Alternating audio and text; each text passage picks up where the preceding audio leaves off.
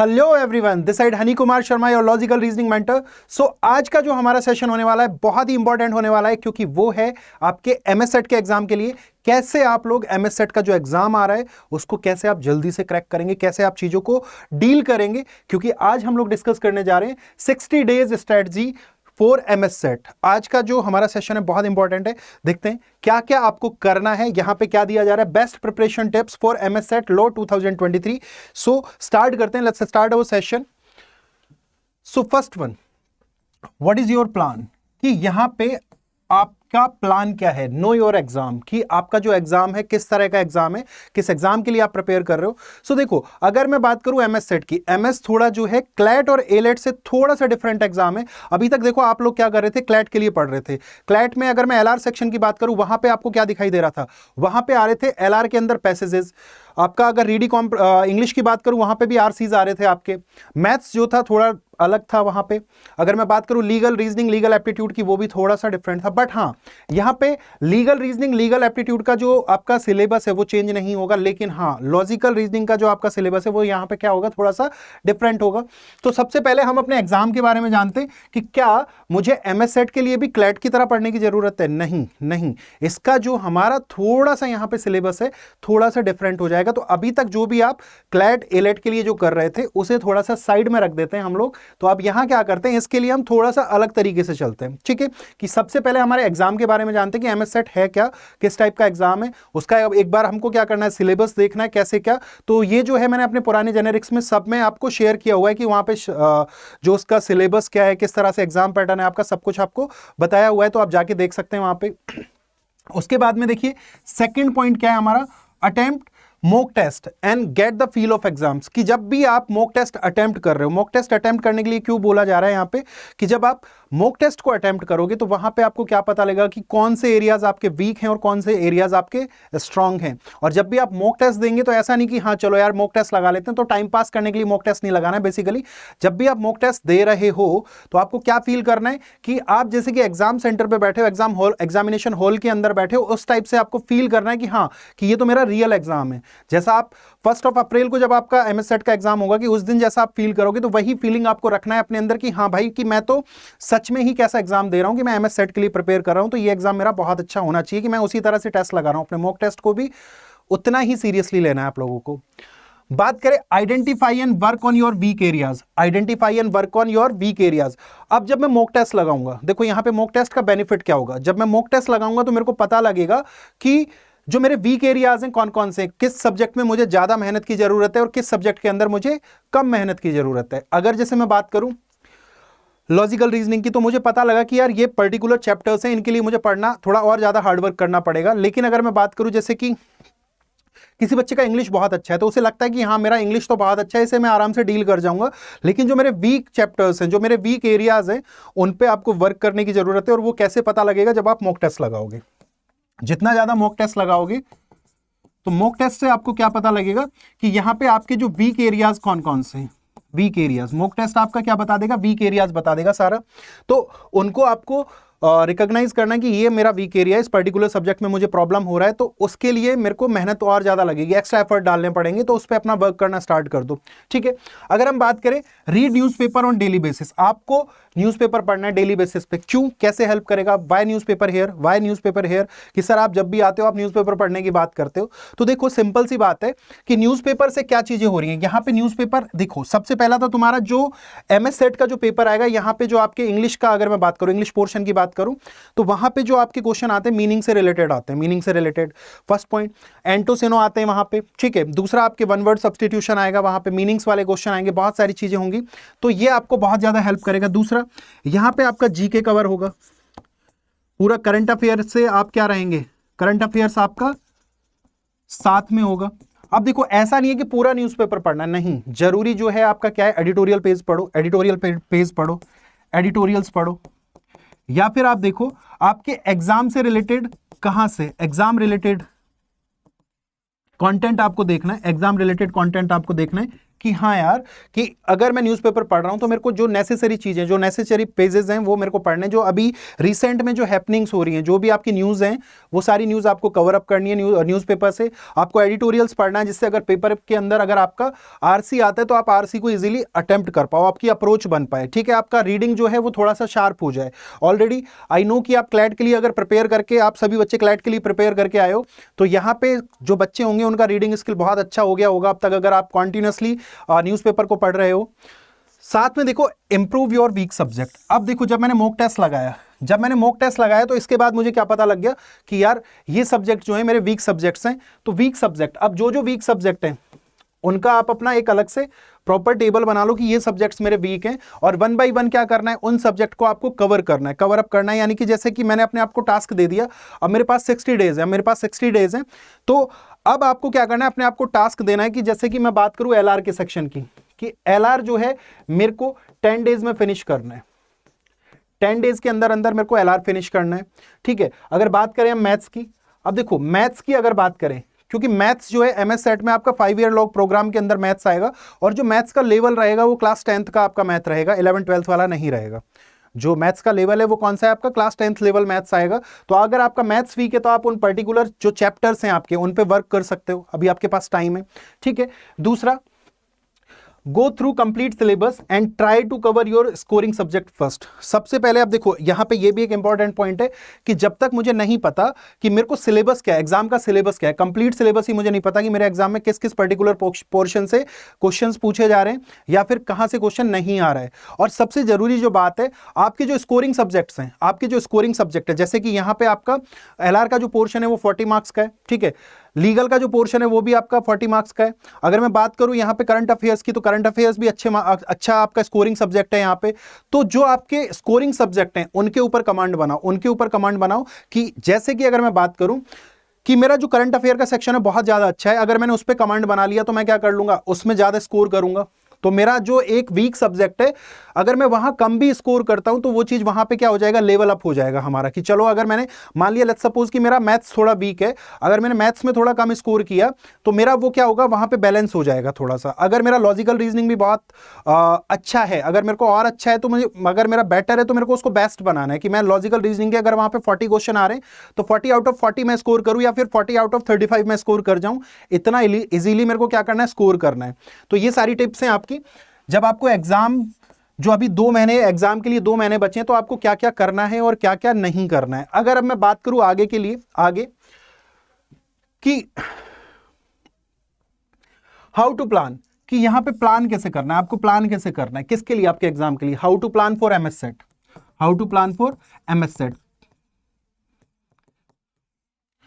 अब देखो सबसे बड़ी की क्या है, सबसे बड़ी की क्या है, सेल्फ बिलीव। अगर आप अभी तक खुद डाउट में हो कि यार 2 महीने का टाइम बचा है, आई डोंट नो ये मेरा होगा एग्जाम क्लियर या नहीं होगा, तो सबसे बड़ी चीज क्या है, सेल्फ बिलीव होना चाहिए। अगर आपके अंदर सेल्फ बिलीव है तो आप एग्जाम को क्रैक कर जाओगे। आप अगर अपने अभी भी आप still you are putting question on yourself, अगर अभी भी आप अपने आप से क्वेश्चन पूछ रहे हो कि क्या मैं ये एग्जाम क्रैक कर सकता हूं, सबसे पहले सेल्फ बिलीव होना चाहिए आपके अंदर कि हाँ आप ये एग्जाम इजीली क्रैक कर जाओगे। आप उसके लिए प्रिपेयर हो, सब तरह से प्रिपेयर हो। तो यहां पे आपके अंदर सबसे पहले सेल्फ बिलीव, ये सबसे बड़ा फैक्टर है, बिगेस्ट फैक्टर, कि आपको खुद पे क्या होना चाहिए, बिलीव होना चाहिए कि हाँ मैं इस एग्जाम को क्रैक कर दूंगा, मैं इस एग्जाम को क्रैक कर दूंगा। क्योंकि देखो अगर मैंने पहले ही सोच लिया कि नहीं यार ये तो मतलब it's not my cup of T, कि यार ये तो मैं तो कर ही नहीं सकता, नहीं हो पाएगा, अरे होगा। अगर आपको अपने ऊपर बिलीव है सब कुछ होगा, everything is possible in this world. Use your time accordingly. अब जो आपका टाइम है, अब हमें पता है कि हमारे पास 60 डेज बचे हैं, इससे ज्यादा का टाइम नहीं है। You are left with only 60 days, तो यहां पे ज्यादा टाइम नहीं बचा हुआ है। तो अब आपको क्या देखना है, अपना जो टाइम है उसको कैसे सेट करना है। जैसे कि अगर मैं यहां पे बात करूं, अभी कुछ बच्चे जो हैं बोर्ड्स भी डील कर रहे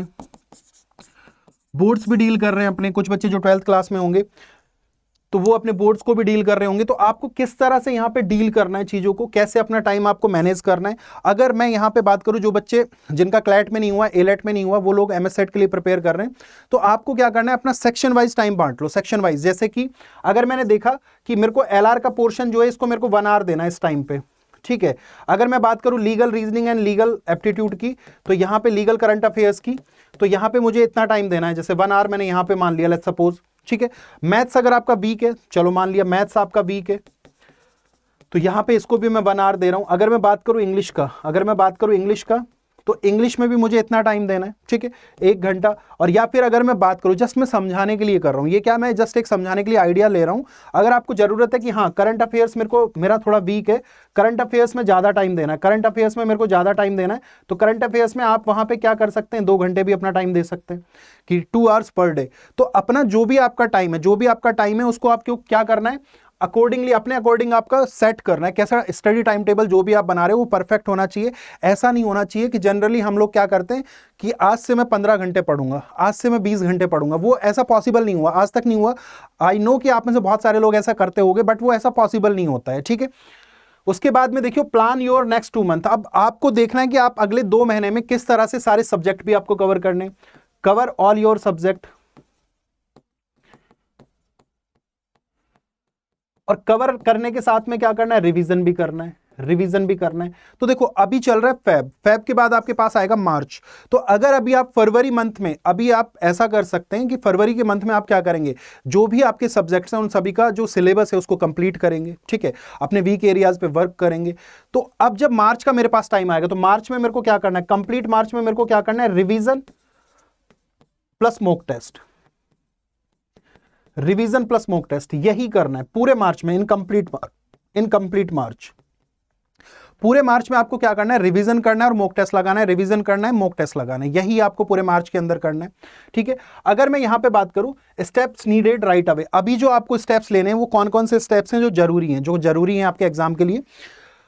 प्रीवियस ईयर पेपर, जो भी प्रीवियस ईयर पेपर्स हैं वो लगाने। अब आप बोलोगे सर एमएस सेट के तो प्रीवियस ईयर पेपर नहीं मिल रहे हम लोग को, क्योंकि वो तो ऑनलाइन एग्जाम है, तो हमें इसका जो प्रीवियस ईयर है वो नहीं मिल रहा है।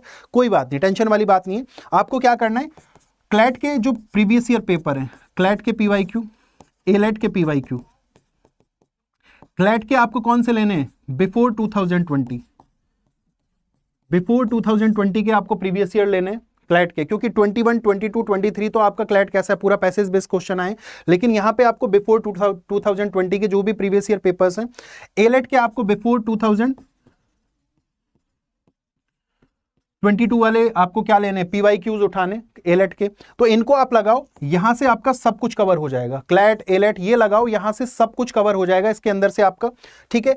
आपके जो स्कोरिंग सब्जेक्ट्स हैं, उन पे और ज्यादा वर्क करो, और ज्यादा, क्योंकि देखो एक चीज होती है बेस्ट, ठीक है, एक बेटर एक बेस्ट है, तो आपको क्या बनाना है, यहां पे बेस्ट बनाना है, बेटर को भी बेस्ट बनाना है। बेटर को भी बेस्ट कैसे बनेगा, अगर मान लो जैसे मैं अभी टेस्ट में सिर्फ मैं स्कोर कर रहा हूं, जैसे 150 में से मेरा स्कोर बन रहा है 70, ठीक है, तो बट मुझे क्या करना है कि नहीं यार 70 पे तो नहीं होगा, मुझे पता है कट ऑफ इतना कम नहीं जाएगा, क्योंकि कंपटीशन जो है डे बाय डे क्या हो रहा है, रेज हो रहा है आपका, तो वो नहीं जाने वाला उतना। तो आपको क्या करना है कि अब आपको प्लान करना है कि कैसे मैं अपना स्कोर बढ़ाऊंगा। तो उसके लिए क्या नेसेसरी थिंग्स हैं कि आपके जो स्ट्रॉन्ग सब्जेक्ट्स हैं, आपको कमांड बनाना है आपके स्ट्रॉन्ग सब्जेक्ट्स पे।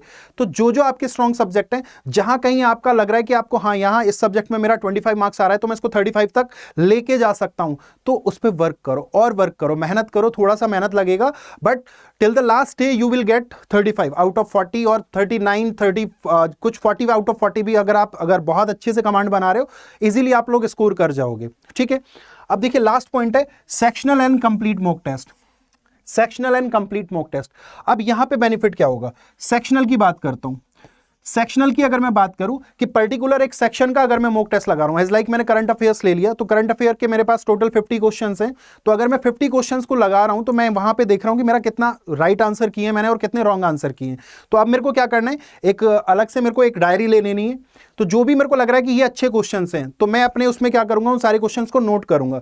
और जब भी आपको ऐसा लगता है कि हाँ अब आपने पढ़ लिया है और अब आप थोड़ी देर रेस्ट करना चाहते हो, तो क्या करो, लेटे लेटे या फिर बैठे बैठे आपको लगता है कि नहीं यार अभी मैं पढ़ नहीं सकता, तो जो भी आपने जो की पॉइंट्स बनाए, जो आपके इंपॉर्टेंट पॉइंट्स हैं करंट अफेयर्स के, एक बार गो थ्रू कर लो। एक बार गो थ्रू करोगे तो वो क्या होगा, बार बार जब आप चीजों को देखते हो ना, तो चीजें आपके माइंड में स्टक कर जाती हैं, कहीं ना कहीं वो चीजें क्या कर जाती है, रुक जाती हैं आपके माइंड में। कैसे कि जब मैं दिन में 4 बार किसी चीज को देख रहा हूं, तो वो चीज कहीं ना कहीं तो मेरे जेहन में आ जाएगी ना, मेरे मन में आ जाएगी कि हाँ अच्छा ऐसा है, ऐसा है, ऐसा है, तो वो पॉइंट कहीं ना कहीं आपको याद होंगे, ठीक है। दूसरा, कंप्लीट मॉक टेस्ट का फायदा क्या है? कंप्लीट मॉक टेस्ट का कि कंप्लीट मॉक टेस्ट जब आप लगाओगे, सेक्शनल में तो क्या हो गया, एक पर्टिकुलर आपने सब्जेक्ट का टेस्ट लगाया, लेकिन जब आप कंप्लीट मॉक टेस्ट लगाओगे तो वहां पे आपको पूरा, जब आप एग्जाम पेपर दोगे तो देखो, सबसे पहली बात, जब भी मॉक टेस्ट लगाओगे क्या फील करना है कि आप एग्जाम पेपर दे रहे हो अपना, पहली चीज। अगर आप ऐसा नहीं कर रहे तो कहीं ना कहीं आप लैग करोगे थोड़ा सा। तो आप जब भी मॉक टेस्ट लगा रहे हो उसको एज एन कैसे लेना है कि आप एग्जाम लगा रहे हो अपना। तो कंप्लीट मॉक टेस्ट जब आप लगाओगे तो आपके सारे सब्जेक्ट कवर होंगे, सबके लिए आपका जो स्कोर होगा, ओवरऑल स्कोर आएगा आपका 150 में से कि कितना आप स्कोर कर रहे हो, कितना नहीं कर पा रहे हो। अब देखो यहां पे फायदा क्या होता है, मॉक टेस्ट का जो बेनिफिट है क्या है कि आपने जैसे टेस्ट लगाया, अब आपको लग रहा है कि यार नहीं मेरा तो स्कोर बहुत कम बना है, तो उसके बाद में सबसे बड़ा जो की पॉइंट है वो क्या है, एनालिसिस। कि जो भी आपने मॉक टेस्ट लगाया है उसका क्या करना है, अब एनालिसिस करना है। एनालिसिस में देखना है कि इस क्वेश्चन को अगर मैंने अटेम्प्ट किया है, अगर इसको मैंने अटेम्प्ट किया है तो इसको अटेम्प्ट करने में मेरे को ज्यादा टाइम क्यों लगा है, क्या मैं इस क्वेश्चन को और कम टाइम में कर सकता हूं, ठीक है। और दूसरा, जो क्वेश्चन नहीं हुए तो उनको देखना है कि किस तरह से, कहां पे मैं लैग कर रहा हूं और कहां पे मेरे से मिस्टेक्स हो रही हैं, कि मैं कहां मिस्टेक कर रहा हूं, क्या मेरे अंदर कमी रह रही है कि मैं नहीं कर पा रहा हूं इस चीज को। तो ये सारे की पॉइंट्स हैं जो आपको माइंड में रखने। अब देखिए, अगर आपको इन पर्टिकुलर सब्जेक्ट्स के बारे में अगर जानना है कि कैसे मैं पढ़ूं, कहां से पढ़ूं, तो देखिए अड्डा 247 पर आपका एमएस सेट का जो बैच है वो चल रहा है। अगर आपको करंट अफेयर्स से कोई प्रॉब्लम है, करंट अफेयर्स की क्लास की टाइमिंग क्या है, करंट अफेयर्स की जो क्लास है वो आपकी होती है मॉर्निंग 8 AM। अगर आप मैथ्स की बात कर रहे हैं, मैथ्स की क्लास जो है आपकी 2 टाइम हो रही है दिन में, एक तो टाइम है आपका 2 PM का, और इवनिंग में जो टाइम है वो है 8:30 PM। अगर आप बात कर रहे हैं लीगल की, लीगल की जो आपकी क्लासेस की टाइमिंग है 12 बजे भी हो रही है, सुबह 10 बजे भी हो रही है आपकी क्लास, सॉरी 9:30 और 10 इस टाइम पे आपकी क्लास हो रही है AM पे, ठीक है। यहाँ पे 12 आपका 11 AM पे यहाँ पे क्लासेस है। अगर आपको बात करना है इंग्लिश की जो क्लास की टाइमिंग है वो आपकी 5 PM पे क्लास है। अगर बात करें लॉजिकल रीजनिंग की, लॉजिकल रीजनिंग, तो इसकी क्लास की जो टाइमिंग है 7 PM डेली। और ये सारी क्लासेस जो है आपका डेली बेसिस पे चल रहे हैं, डेली बेसिस पे। कहां पे, लो एंट्रेंस एग्जाम चैनल ऑफ अड्डा 247। तो आपको कहीं और जाने की जरूरत नहीं है, आपको पूरा मटेरियल यहां पे मिल जाएगा, सारा कंटेंट यहां पे मिल जाएगा, जो भी आप एग्जाम के लिए पढ़ना चाह रहे हैं, जिस सब्जेक्ट के लिए पढ़ना चाह रहे हैं, you will get everything here. तो इधर उधर जाने की जरूरत नहीं है, परेशान होने की जरूरत नहीं है, बस ये जो की पॉइंट्स हैं इन पे फोकस कर लो, एंड फॉर श्योर आपका जो स्कोर होगा बहुत अच्छा होगा। और आपका जो कॉलेज है, जो भी आप टॉप कॉलेज चाहते हो, टॉप 10 कॉलेजेस हैं एमएस सेट के अंदर, जो भी आपको चाहिए वो कॉलेज आप इजीली आपको मिल जाएगा। So this is all about this session, thank you very much. अगर आपको कोई भी प्रॉब्लम है किसी भी चीज के रिगार्डिंग, आप कमेंट करें, कमेंट सेक्शन में जाइए, कमेंट कीजिए, वहां पे आप कमेंट कीजिए, मैं कमेंट सेक्शन को देखूंगा। और अगर आपको कोई भी क्वेरीज होंगी वहां पे आप कमेंट सेक्शन में डाल दीजिए, आपकी सारी क्वेरीज को लेके हम आपके पास पहुंच जाएंगे। चलिए, थैंक यू वेरी मच।